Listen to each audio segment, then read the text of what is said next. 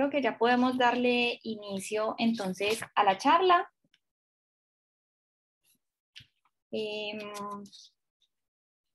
Todos me están escuchando y están viendo la pantalla, ¿cierto?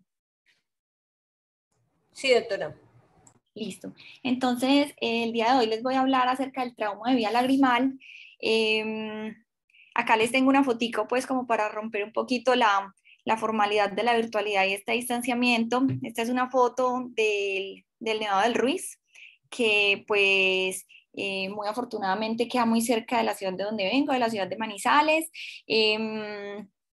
Pues resulta que este volcán hace parte como, es el volcán más activo del cinturón volcánico de los Andes y está ubicado exactamente como entre el límite entre el departamento del Tolima y de Caldas y tiene una altitud de hasta 5.300 metros en su punto más alto, que si la comparamos la altitud con la de Manizales, que estamos a 2.150 metros, pues es bastante importante, y si la comparamos aún más con la de Cali, que está a 1.000 metros, entonces pues aún más, esta es una riqueza natural de la que pues, todavía pues podemos disfrutar, y los invito a que alguna vez pues se den la oportunidad de conocerlo. Mis mentores, a quienes les debo pues, los agradecimientos y toda la asesoría de esta charla, la doctora Ángela María Dolmech, la coordinadora del programa de cirugía plástica ocular, al doctor Marco Gallón, que el día de hoy pues, no nos puede acompañar, y a la doctora Ana María Guzmán. Vamos a iniciar la charla hablando un poquito acerca de la anatomía de la vía lagrimal.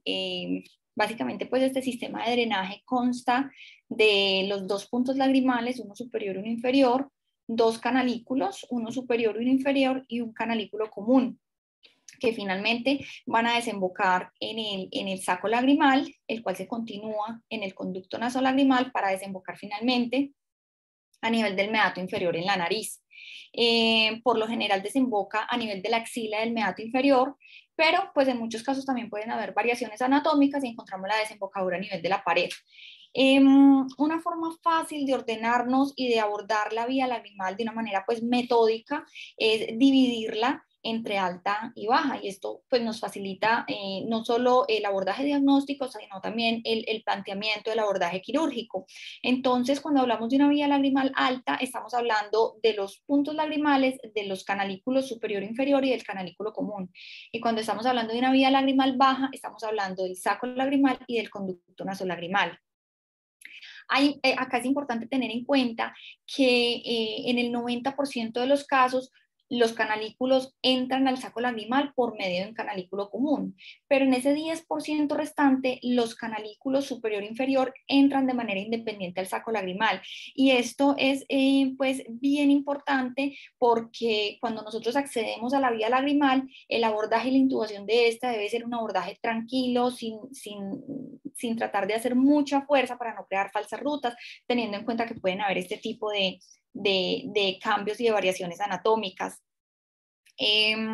Acá hay otra cosa también bien importante, y es que cuando se forma el canalículo común, ese canalículo común va a entrar específicamente posterior y superior al saco lagrimal, va a entrar superior y posterior al tendón cantal medial, ¿cierto? Y esta referencia anatómica es muy importante porque el tendón cantal medial nos ayuda a posicionar de manera adecuada la vía lagrimal y a darle pues sostén a las placas tarsales. Entonces, ese tendón cantal medial es necesario que tengamos conocimiento un poquito de la anatomía que tiene, y es saber que él tiene tres ramos, uno superior, uno anterior y uno posterior, y que ese ramo anterior se va a insertar específicamente en la cresta lagrimal anterior y el ramo posterior en la cresta lagrimal anterior.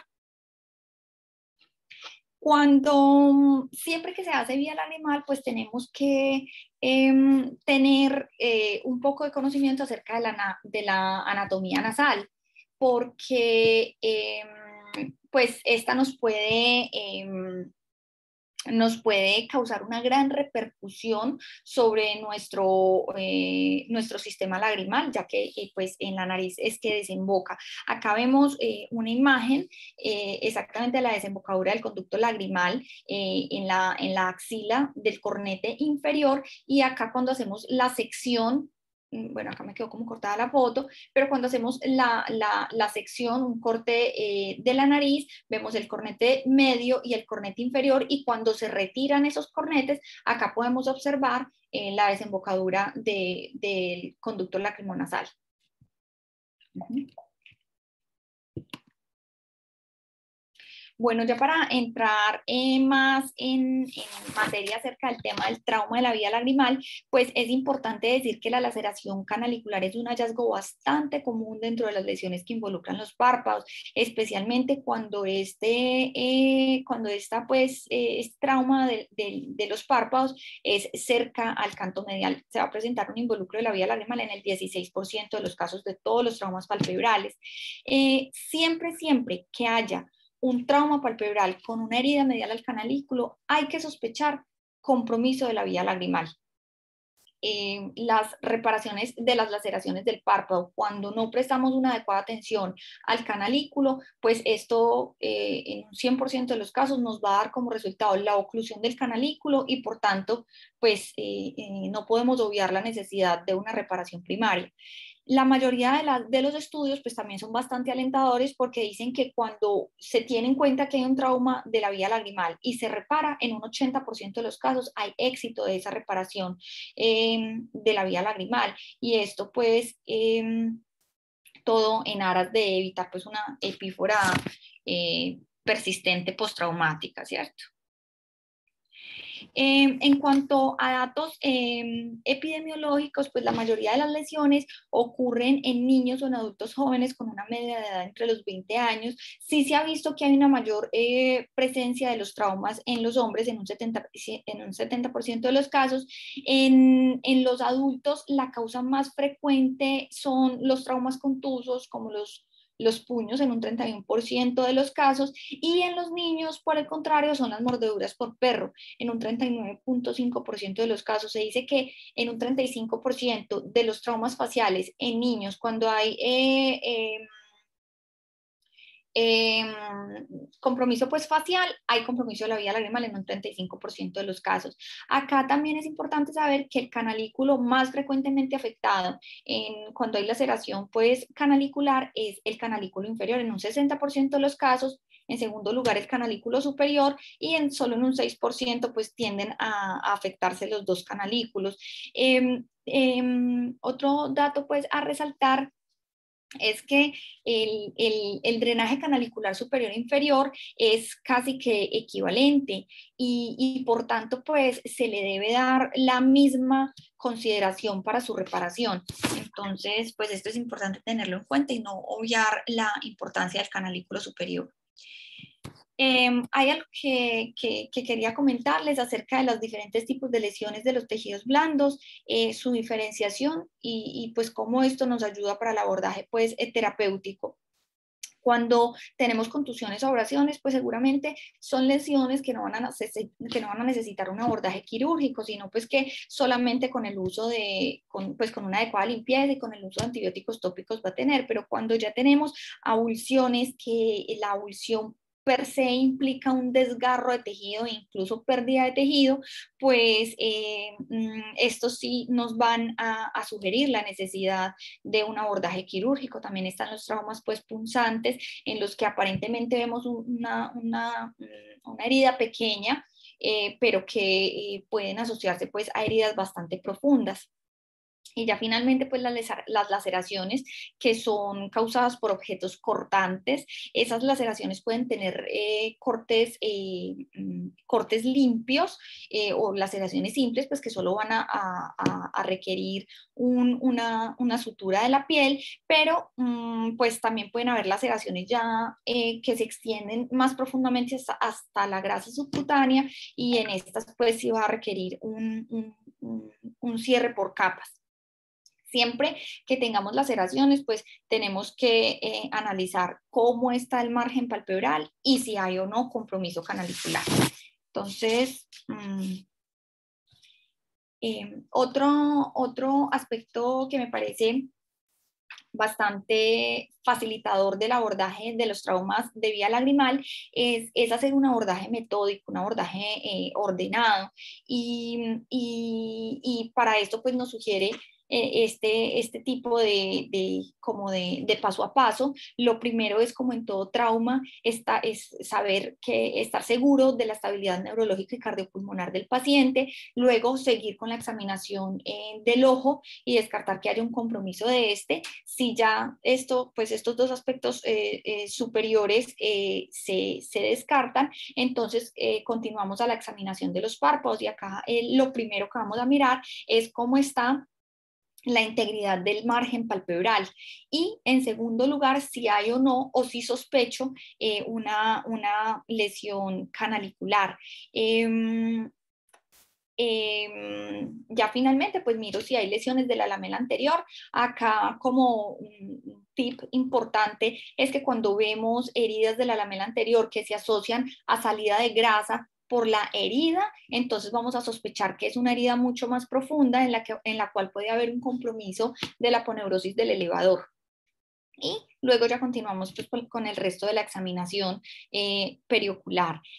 Hay algo que les quería mencionar, y es que la mayoría de las lesiones canaliculares no se deben a un trauma directo sobre el canalículo. La mayoría de las lesiones se deben a una abulsión de ese canalículo o un desgarro por la tracción que se genera sobre la mejilla, sobre el canto medial hacia lateral, y que nos desgarra el canalículo. Entonces, pues, muy importante seguir un paso a paso para no ir a pasar detalles importantes dentro de la examinación del paciente. Básicamente, si yo sospecho que hay una laceración canalicular, pues intraquirúrgicamente, obviamente intraquirúrgicamente en el área de consulta pues no se va a poder llevar a cabo, y mucho menos en niños, pero intraquirúrgicamente podemos pasar una sonda de Bowman a través del punto lagrimal e inspeccionar cómo está ese canalículo en la sala de cirugía. Otra parte bien importante, y que es uno de los aspectos que más le suma complejidad al abordaje de la vía lagrimal, es cuando tenemos sumado a la lesión canalicular una lesión del tendón cantal medial. Recordemos que el tendón cantal medial es un tejido fibroso que básicamente lo que hace es que ancla la placa tarsal al reborde orbitario, y además de eso nos sirve como soporte para el orbicular. Entonces, su función es básicamente ese soporte. Él tiene diferentes porciones, como les estaba mencionando ahorita, pero su porción más firme es la rama anterior, que se ancla a la cresta lagrimal anterior, y su porción más débil es la rama posterior, que se ancla a la cresta lagrimal posterior. Entonces, pues esa rama posterior, al ser la más débil, pues generalmente es la que se compromete, y esto sucede hasta en el 36% de los casos de trauma de la vía lagrimal. El trauma del tendón cantal básicamente se va a presentar con mayor frecuencia en todos aquellos traumas en los cuales se ejerce tracción lateral sobre el canto medial. La evidencia que dice que si usted tiene un tendón cantal medial en el cual la rama posterior está comprometida, pero la anterior y la superior están intactas, usted con un set de Crawford va a poder lograr una adecuada alineación, un buen resultado estético de ese canto medio. Pero si el que está lesionado es la rama anterior, que si se lesionó la rama anterior, uno asume que la posterior también está afectada, pues porque es mucho más débil, pues acá en estos casos sí se deberá sí o sí hacer una sutura de fijación pues a la respectiva cresta lagrimal, porque si no pues vamos a tener un telecanto persistente y un mal resultado estético. Si hay un telecanto pues severo, que persiste pese a los esfuerzos para volver a reposicionar el tendón cantal medial, pues específicamente su ramo anterior, entonces pues uno puede inclusive colocar un tornillo de fijación ósea, colocar microplacas o suturas pues ya intranasales que nos ayuden a reposicionar ese canto medio. Vamos a continuar entonces ya como tal en la reparación de la lesión canalicular. ¿Cuál va a ser el objetivo de esta? Básicamente colocar esos bordes desgarrados de la mucosa canalicular en una adecuada alineación anatómica. Entonces acá el microscopio quirúrgico pues va a ser muy útil para encontrar esos extremos cortados del canalículo y facilitar la realineación. Se utilizan básicamente tres técnicas para reparar un canalículo desgarrado. Una es la reparación mediante una intubación bicanalicular, con intubación del conducto nasolagrimal mediante una sonda de Crawford, que es como la que más conocemos. Dos, va a ser la reparación mediante intubación bicanalicular, pero con una sonda de pigtail o conocida pues como la cola de marrano. Y en tercer lugar, va a ser la reparación con un stent monocanalicular. Este es un estudio que me pareció importante incluir porque ellos hicieron un análisis de las diferentes variables que podían afectar el éxito de la reparación de la vía lagrimal. Entonces, ellos hicieron un estudio retrospectivo durante 10 años en el cual evaluaron todas las reparaciones canaliculares y analizaron pues diferentes variables como el entorno de la reparación, si se hacía en una sala de procedimientos menores o si se hacían cirugía, el nivel de formación del cirujano, el mecanismo de lesión, si el paciente tenía lesiones asociadas, qué stent habían utilizado y el éxito de la reparación. Finalmente ellos incluyeron 137 pacientes y de esto que dicen, pues que el éxito de la reparación de la laceración canalicular es muy bueno, dicen que alrededor tiene una tasa de éxito del 84%, sin embargo sí dicen que el nivel de formación pues de la persona que repara la vía lagrimal, pues afecta en gran medida el éxito de la reparación con una P significativa estadísticamente y que en entornos de mayor nivel de complejidad, pues debería participar un cirujano coloplástico de la reparación de la vía lagrimal. Cuando hablamos entonces de la reparación mediante intubación bicanalicular con intubación nasolagrimal mediante un stent de Crawford, entonces pues hay que tener en cuenta que esta es la técnica gold estándar, esta es la técnica preferida y debe ser la técnica que se intente siempre que se tenga pues la disponibilidad del set y que se tenga pues la pericia de la persona que va a abordar la vía lagrimal. ¿Cuáles son sus ventajas? Pues que genera una reparación anatómica. La reparación con el set bicanalicular de Crawford es la única que nos va a aproximar el canto medio hacia el reborde orbitario medial y hacia la nariz. Entonces es la única que trata de reposicionar mucho más anatómicamente las estructuras como lo son en su forma pues habitual y normal sin trauma.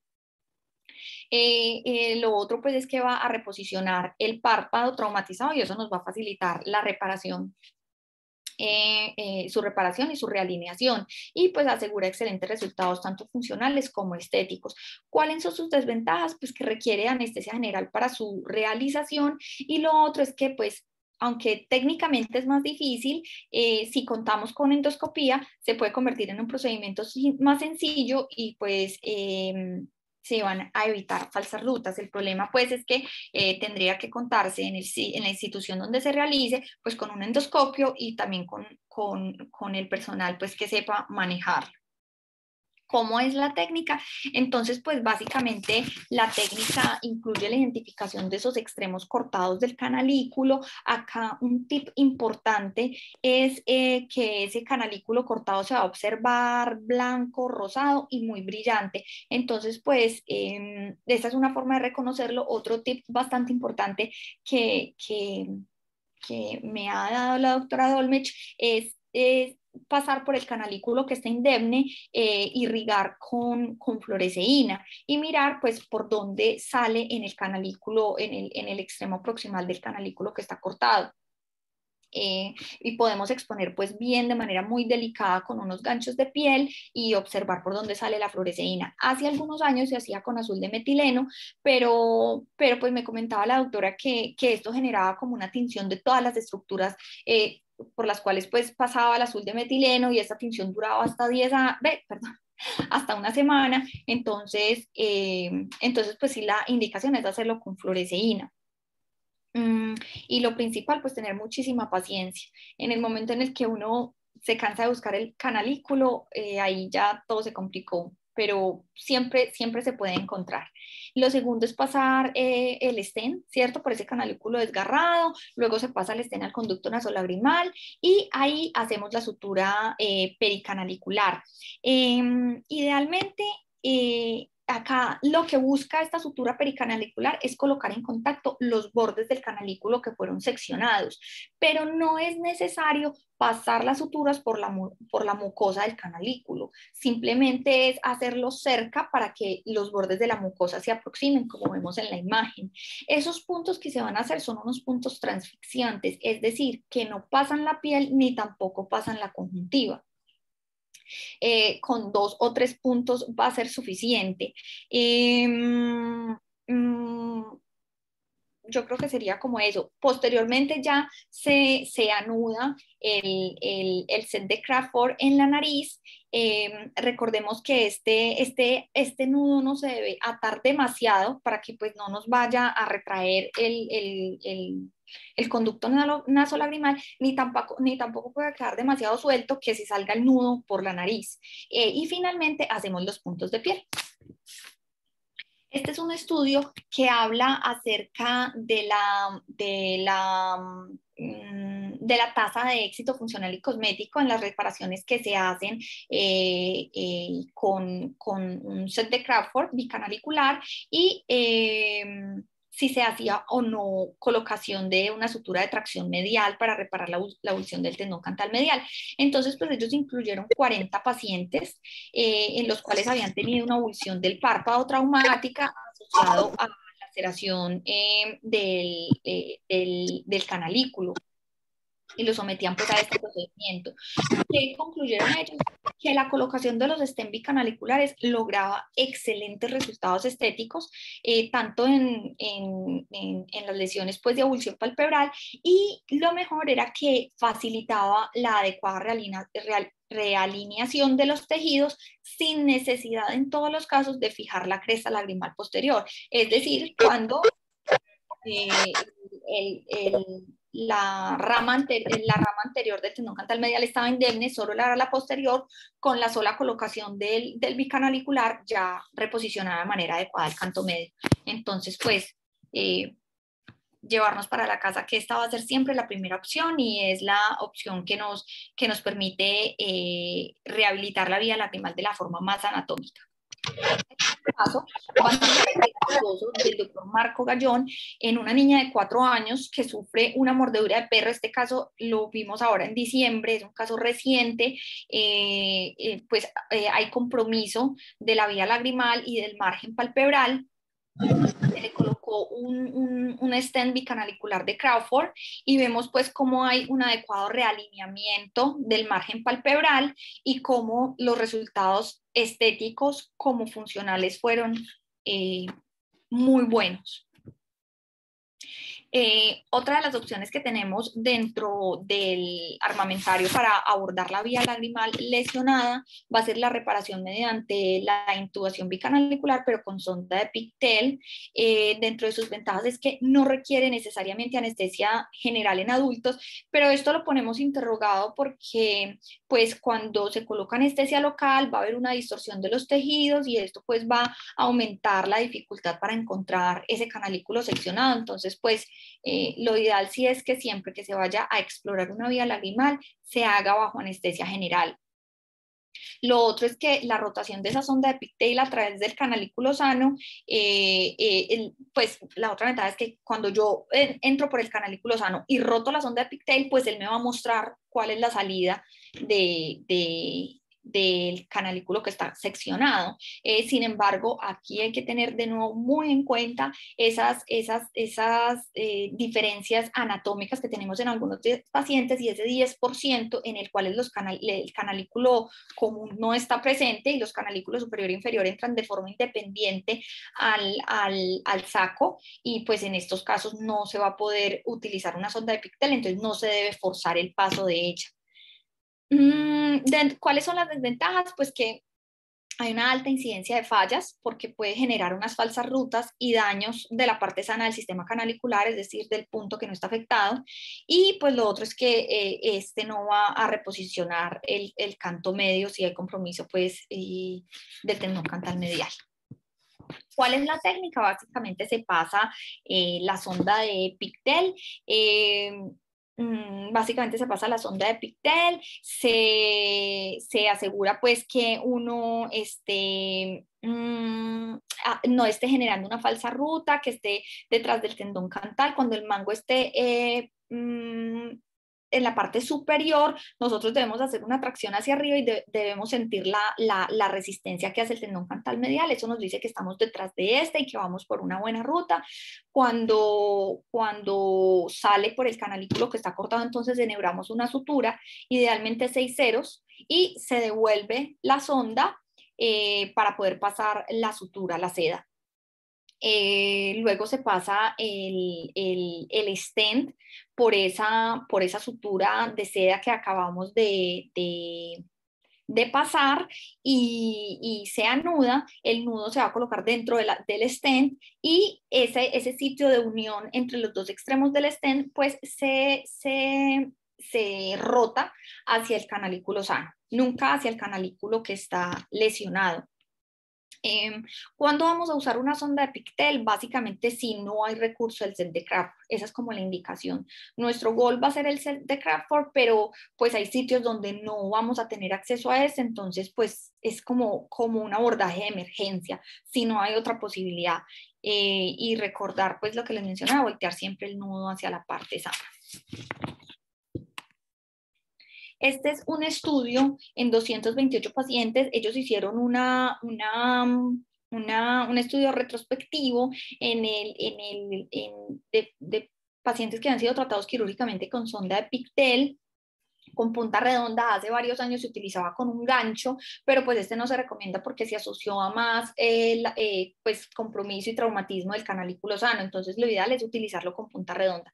De ellos evaluaron pues esos 228 pacientes y querían evaluar cómo era el lagrimeo, si habían síntomas de lagrimeo persistentes, cómo era la función del sistema lagrimal, si habían complicaciones y si en algún momento hubo necesidad de cirugía adicional.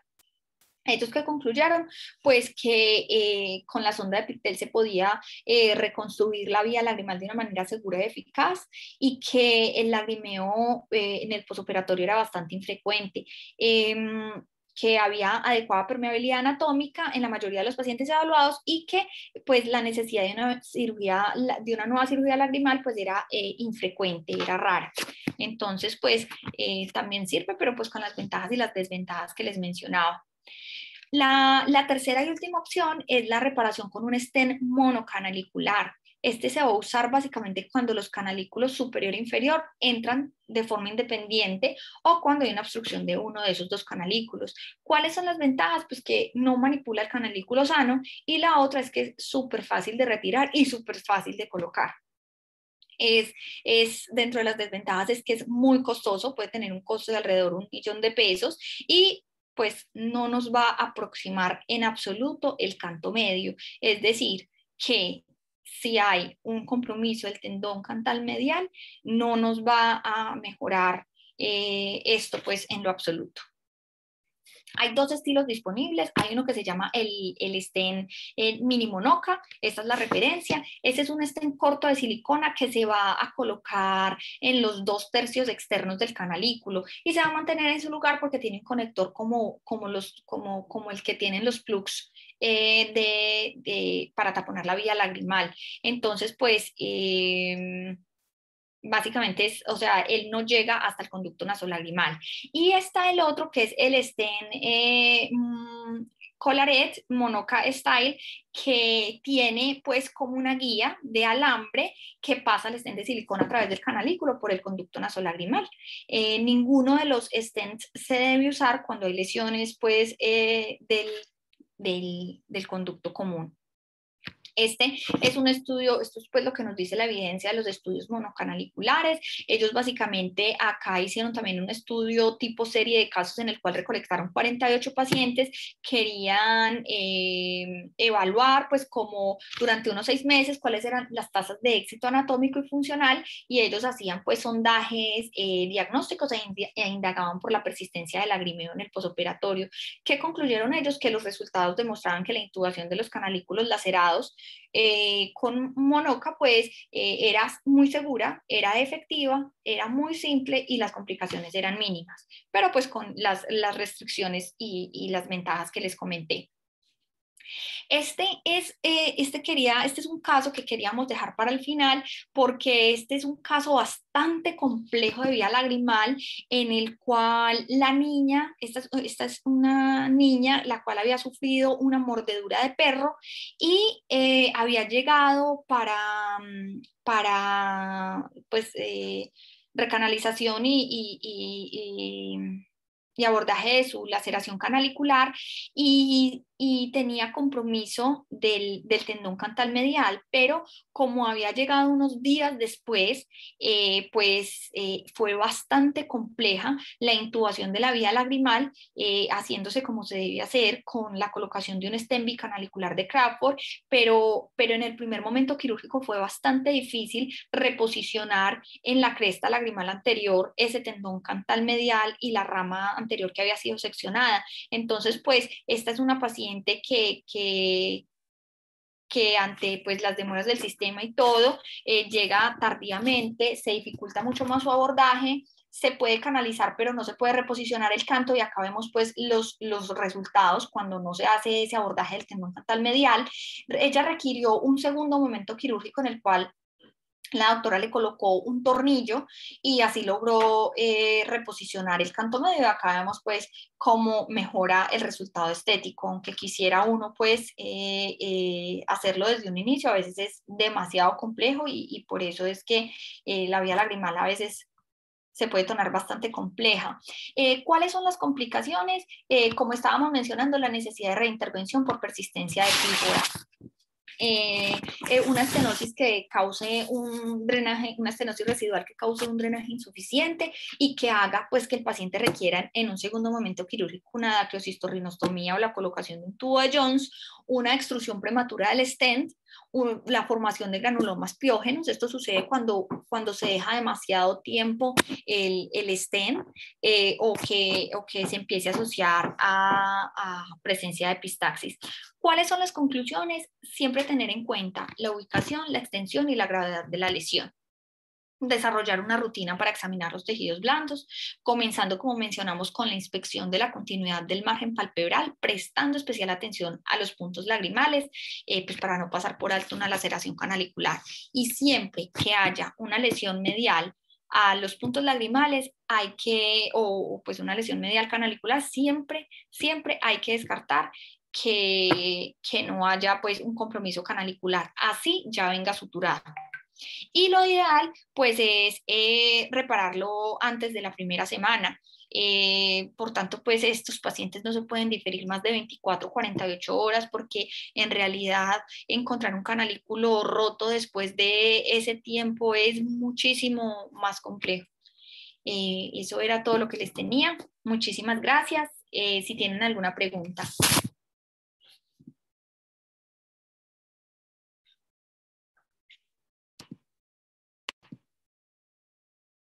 No sé si alguno de los doctores quiera agregar algo a la charla.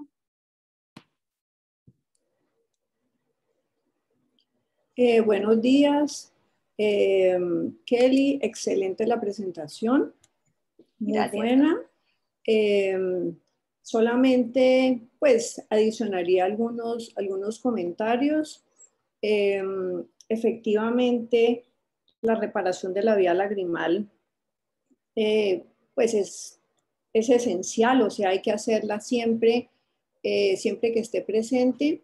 Y yo diría que un consejo pues para todos es que hay que tener muchísima paciencia. O sea, cualquier tipo de intervención que se haga sobre la vía lagrimal por trauma o cualquier tipo de intervención, debe cargarse de paciencia, así se demore uno 1 hora, 2 horas, lo que se demore uno, es muy importante porque eso va a repercutir en el futuro de esa vía lagrimal. O sea, va a ser un paciente que va a lagrimear toda la vida si no se hace la reparación como cuidadosa inicialmente. Entonces, paciencia, paciencia, eso es algo que siempre yo les digo pues a los fellows y a los residentes. En cuanto a la parte anatómica, hay algo que hay que recordar y que uno a veces se olvida, y es que los canalículos siempre tienen un trayecto posterior, entonces en el canto medio. Entonces, a veces uno no encuentra digamos, el extremo seccionado medial porque lo busca muy anterior. Entonces, hay que acordarse que los dos canalículos se unen al canalículo común más posterior. Entonces, buscarlo más posterior porque por eso a veces uno no lo encuentra. Otro tip es usar siempre el microscopio para encontrar digamos, canalículo seccionado, porque si uno lo hace, digamos, con lupas en el caso de nosotros, o pues sin la magnificación, es muy difícil encontrar. Como decía Kelly, a veces, a pesar de esto, es muy difícil, entonces usar fluoresceína inyectada por el canalículo que está indemne, eso ayuda. Y lo otro, si uno tiene de pronto algún tipo de gel que uno pueda colocar, la gel también hace que sea fácil, pero también teñida con un poquito de fluoresceína. En cuanto al tiempo de reparación, se debe hacer en las primeras 24 48 horas, porque sobre todo en los niños es una vez que se cierra, es imposible de encontrar. Entonces, repararlo tempranamente, llega el paciente, programarlo lo más pronto posible a cirugía. Lo otro que sí les recomendaría es aprender a usar el endoscopio. El endoscopio es bien importante porque uno está visualizando lo que está haciendo, sobre todo si uno va a colocar el set de Crawford, que es la manera ideal, esa es la forma ideal de reparar los canalículos seccionados, porque está, como dice Kelly, muy bien lo dijo, nos repara la posición del canto medio, y eso es básico, porque a veces uno no logra colocar ese punto que es muy difícil de colocar en la cresta lagrimal posterior. Entonces, si uno coloca el set de Crawford, intuba hasta la nariz, solito el canto medio se reposiciona, lo cual es muy importante pues para la, digamos, la parte estética posterior. Otro tip, cuando usemos el endoscopio, que realmente no es difícil de usar, o sea, simplemente si hay en la institución, pues acostumbrarse a cada vez que uno vaya a hacer algún tipo de trauma, si no tenga vía lagrimal, simplemente coloquen el endoscopio, identifiquen el cornete inferior, y ya con eso no se hace la intubación a ciegas, y eso es muy fácil, se levanta el cornete inferior y está allí. Cuando se intube, cuando se use el endoscopio, por favor siempre recuerden de usar hemostasia, porque si se hace así nomás no van a ver absolutamente nada. Por hemostasia quiero decir colocar una mecha embebida en Afrin y con adrenalina también diluida, y dejan la mecha desde el principio de la cirugía, desde que ustedes empiecen a mirar qué está pasando arriba, dejan la mecha allí, y cuando ustedes ya vayan a mirar con el endoscopio, su mucosa está completamente contraída, y es muy fácil pues obtener pues la sonda del set de Crawford. Bueno, otro tip, dejar el tubo 90 días aproximadamente, que son 3 meses. Ese es el tiempo en que debe cicatrizar bien ese canalículo. Tratar de no dejarlo más de ese tiempo, porque puede producir granulomas, y entonces en ese caso pues se nos puede, digamos, dañar la cirugía.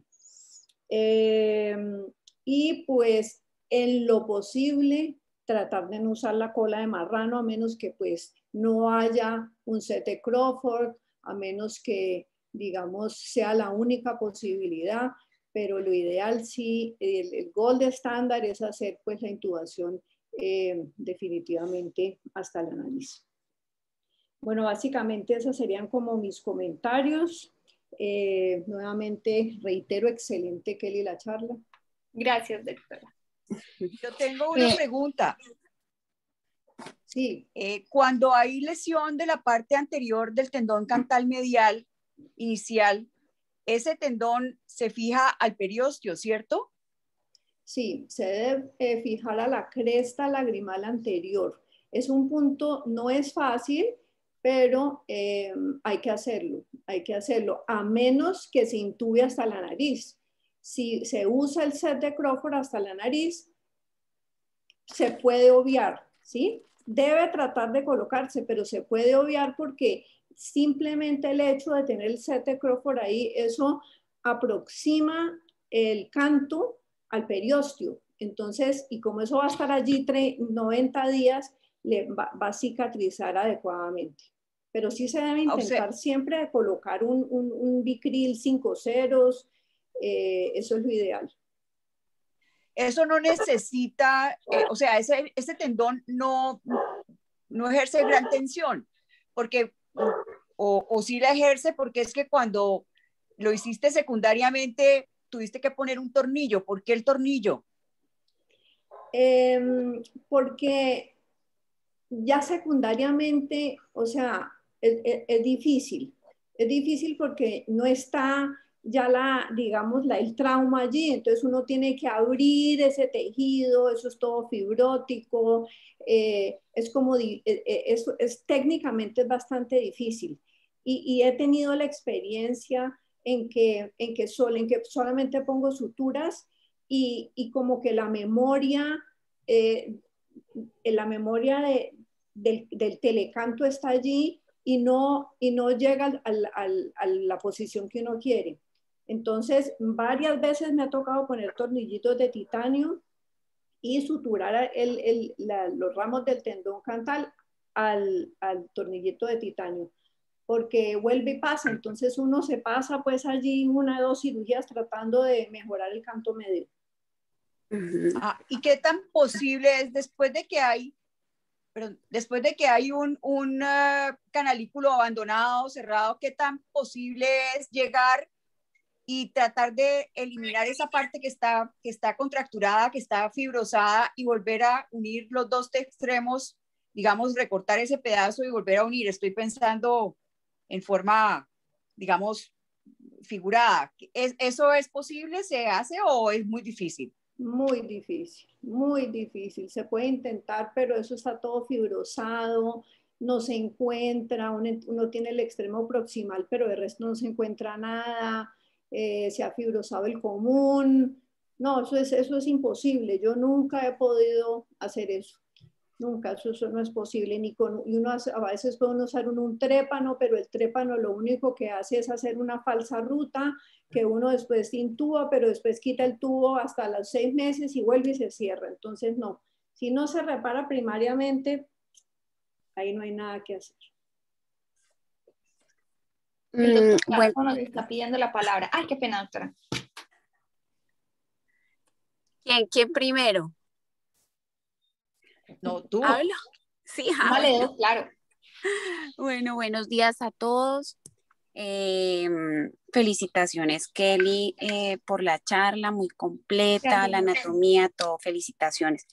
Gracias. Bueno, yo quería decir algunas cosas. Bueno, primero que ahora en mi práctica, pues veo que esto es muy, muy frecuente. O sea, es muy frecuente y por eso es tan importante que sepamos muy bien qué es lo que tenemos que hacer, qué es, por ejemplo, en primera instancia lo que se haga al inicio de la llegada del paciente es clave. O sea, definir si el paciente, primero, pues que si tiene lesión de vía lagrimal o no. Luego, ¿quién lo va a hacer? ¿No es cierto? Y para evitar todas las complicaciones posteriores pues, que puedan surgir. Entonces, digamos, lo que me he dado cuenta es que cada paciente es diferente. Cada herida es diferente, está posicionada diferente. Es como las cataratas. Cada catarata es un plan diferente para cada paciente. Asimismo es la lesión de la vía lagrimal. Cada paciente, yo me sé la teoría, pero realmente uno se enfrenta con el paciente y se da cuenta que pues que hay que tomar decisiones allí y hay que hacerlo de la mejor manera. Entonces, las bases que debemos tener de lo que vamos a hacer y de lo que sabemos anatómicamente y pues quirúrgicamente es muy importante. Y muchas veces, por ejemplo, los pacientes vienen ya suturados. Me ha pasado, vienen suturados puede ser de cirugía plástica, puede ser de otorrino, bueno, todos los que puede ser médicos generales, y nosotros como oftalmólogos, por ejemplo, si en primera instancia no nos damos cuenta que el paciente tiene vía lagrimal y de pronto hacemos una sutura o dejamos pasar o pasamos por encima de la vía lagrimal, como decía la doctora Dolmech, o sea, en un segundo tiempo quirúrgico ya reparar ese daño que se le hizo a la vía lagrimal, que no se hizo en un primer tiempo quirúrgico, es imposible estéticamente y funcionalmente. Entonces, por eso es tan importante desde un inicio, antes de cualquier situación, definir qué es lo que va a hacerse con ese paciente. Bueno, también lo que resaltar que es súper importante, intubar a nariz, precisamente con la niña, con el caso que comentaste al final. Eh, Ahí están todos, digamos, todo lo que hemos hablado, lo podemos ver allí, que es muy importante en primera instancia intubar a nariz, anudar en nariz, porque si no, en un segundo tiempo, digamos que ya las secuelas que ha dejado esa fibrosis, esa cicatrización, el telecanto, digamos que ya sí se trata de hacer lo mejor posible, pero no se logra como se hubiera podido lograr si se hace en primera instancia. Entonces, la vía lagrimal es una patología muy frecuente, la lesión de la vía lagrimal. Lo vemos muy frecuente, entonces es tan importante para poderle dar a los pacientes el resultado estético y funcional que ellos quieren, conocer nosotros muy bien la anatomía, la técnica y entrenarnos muy bien para que este paciente, pues para que todo salga bien. Entonces, básicamente eso, Kelly. Gracias, doctora. El doctor Castro nos está pidiendo por acá la palabra. Sí, entiendo que buena parte de la dificultad y por lo que se pide paciencia es encontrar ese cabo distal, ¿no? ¿Dónde conectar? Entonces, pregunto si Doctor, yo diría poner... que el cabo medial, pues, el proximal, sí, porque el distal es el que está pegado pues al canalículo, que ese es fácil sí, de bueno, encontrar. Eso sí, sí, listo. sí, bueno. Ajá. Distal a lo que uno está haciendo. Sí, es Proximal a la nariz, digámoslo más así. medial. Ajá. Y tú dices, Ángela, que si uno pone una mecha en nariz con fenilefrina, es fácil ver la desembocadura. Entonces, no sería fácil o no se ha intentado tratar de irrigar vía nariz para tratar de que se visualice ese extremo, irrigar o meter algo que asome por ese lado y le muestre, ¿no? O eso es muy difícil, entrar por ahí, irrigar al revés, mejor dicho. Realmente no se puede porque hay una serie de válvulas que están anatómicamente allí, la válvula de Rosenmüller y la válvula de Hasner, que realmente es tejido, pero eso previene que uno empuje. Por eso es que cuando normalmente nos sonamos la nariz, pues no nos sale aire por los puntos lagrimales. Hay unos pacientes que sí, que no tienen como la función valvular, pero digamos, tratar de irrigar retrógradamente es complicado. Y también no es fácil encontrar, pues digamos uno ya tiene la experiencia de elevar el cornete y encontrar la valvulita de Hasner, pero la válvula de Hasner no siempre es tan evidente y no siempre está en la axila del cornete, a veces está en la pared lateral de la nariz, a veces está más anterior, y como eso es un flap, entonces uno no lo alcanza a ver. Entonces, no, realmente no es una opción para encontrar ese extremo, no es. Y otra pregunta, comentario, si ustedes encuentran, como dice Ana María, pues que es muy frecuente y que un buen porcentaje son por perros, ¿no sería bueno como juntar esa estadística y hacer algo de educación a la comunidad? Yo siempre paso por malo y cruel con los animales cuando promuevo la distancia entre los niños y los animales, pues, y no es solo esto, pues ustedes saben. Alguien tiene un micrófono ahí. No solo es esto, es toxocara, es otro poco pues de infecciones y problemas que se generan por la cercanía de niños y animales. Nuestra cultura gira muy alrededor, pues nuestra, ¿no? Toda la cultura gira muy alrededor de que los niños jueguen con animales, que eso es muy sano, que eso es muy bueno, que psicológicamente, y como les digo, cuando uno promueve cierta distancia, uno es el malo, es el cruel, pero pues sería bueno como saber qué tan grave, qué tan diseminado, cuál es la epidemiología de esto, para ver hasta dónde se pudiera educar un poco la comunidad de que no haya tanta cercanía entre niños y perros, pues, ¿no? Sí, me parece una excelente idea. De pronto podríamos recoger los casos, sobre todo ahora que Ana María está yendo a la HV, que es donde se ven pues muchísimos casos, pero sí deberíamos hacer el estudio porque es verdad, es muy, muy frecuente. Y tal vez lo más cruel del asunto es que generalmente, y eso también habría que documentarlo, es el perro de la casa. No es el perro del vecino, ni es el perro bravo, no, es el perrito de la casa, pequeñito, no ni siquiera un perro grande. ¿Por qué? Porque los perros, los niños le acercan la cara al perro y los perros tienen la tendencia o jugando o si el niño le hizo cualquier cosa, le jaló la cola, lo que sea, ellos lo primero que se van es a la cara y el colmillo del perro se engarza siempre en el canto, se engarza en el canto y arranca la vía lagrimal. Pues digamos que hay heridas en el resto de la cara, pero la frecuencia de la vía lagrimal es bastante impresionante. Entonces sí, eso sería una muy buena idea y hacerlo público como porque sí, es verdad, los animales son divinos y bueno, tienen todas las ventajas, pero arrimarse la cara a la boca del perro, pues sí, no es buena idea.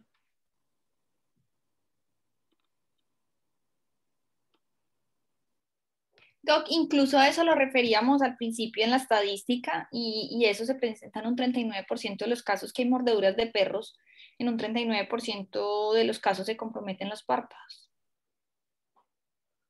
Y de esos pues un 16 la vía lagrimal, pero pues sí es importante. Sí, sería bueno, lo que digo es, mostremos lo que tenemos aquí, ¿no? No lo Acá publicado, sí. Y hacerle un poquito de bulla, a ver si la gente se educa, porque yo veo que se van para el otro lado, pues a mí me critican en el entorno personal, porque me voy para el lado de la defensa de los niños y de tener los perros más bien de lejitos, pero yo veo que en general la cultura se va para el otro lado, es una exageración con lo que se pretende que sea la cercanía entre niños y animales, pues eso genera una gran cantidad de problemas y patologías. Entonces sería bueno como cuantificar eso aquí, que uno pudiera decir, mire, al año vemos tantas heridas, generan todos estos problemas, la gente sea un poquito más cuidadosa. ¿Sí? Sí, me parece una muy buena idea, Ana María y Kelly. Sí, Pongámonos sí. en la tarea de hacer eso Y en la clínica también nos llegan también. pacientes de mordedura de perro, sí, bastante. Sí, sí, es verdad. Y yo creo que una como recomendación final es que, pues, digamos que si uno va a abordar este tipo de heridas, sí saber lo que está haciendo, o sea, no tener como el miedo o digamos el temor de pedir ayuda.